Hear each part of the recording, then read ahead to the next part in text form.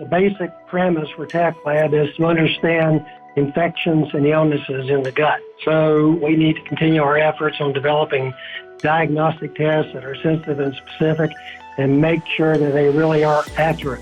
So we put a lot of work into protein chemistry for native and recombinant antigens. We work with very detailed clinical evaluations for our products. We have a top-notch manufacturing team with state-of-the-art equipment. We do everything going from basic microbiology and biochemistry to molecular biology, clinical studies. The sites that we work with are scattered around the world. Most of our work is focused on the gut, but we also do some work on tests that doesn't really involve the intestine.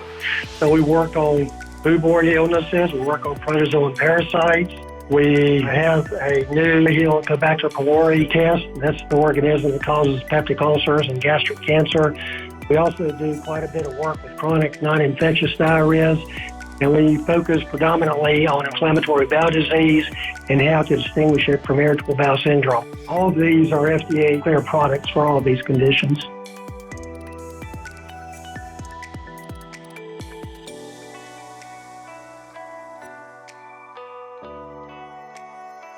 Since 1985, there have been probably 55 or more tests that have been cleared. Don't worry, I'm not going to go through all 55, but I will lump them into three categories. You have toxin immunoassays, GDH antigen assays, and molecular assays.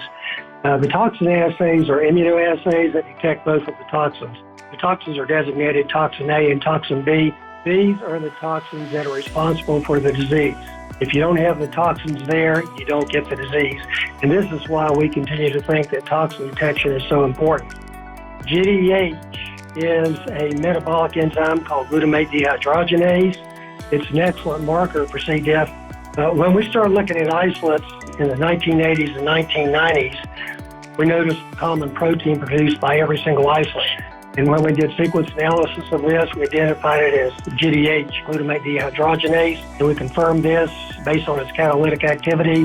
Key thing to remember about GDH is that it's produced in large amounts when the organism is actively growing. This is the reason it serves as a good marker for C. diff. The drawback is that it doesn't distinguish between toxigenic and non-toxigenic C. diff strains. Non-toxigenic strains, and they're going to be present maybe in very low rates in some institutions, but they don't cause disease, and so additional testing is required. Most of the molecular tests that are on the market detect the gene for toxin B. There are some that detect toxin A, and some detect both of the toxin genes.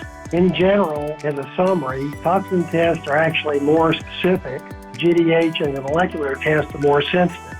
So molecular testing and GDH testing can tell you if the organism is there, and molecular testing can tell you whether the genes for the toxin are present. But a positive result with either molecular or GDH does not demonstrate the presence of toxin. So we need to keep that in mind.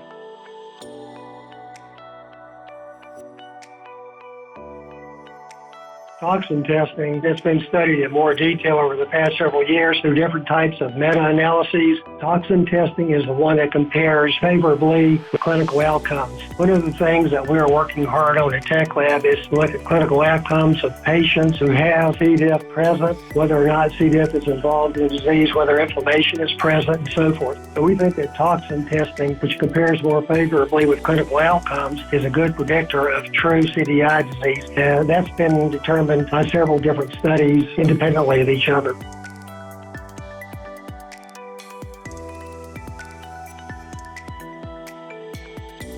The reason the challenge is there is because the presence of the organism and or the presence of the toxin does not mean that you have C. diff disease. That's the big thing we have to remember. The organism or toxin does not equal disease.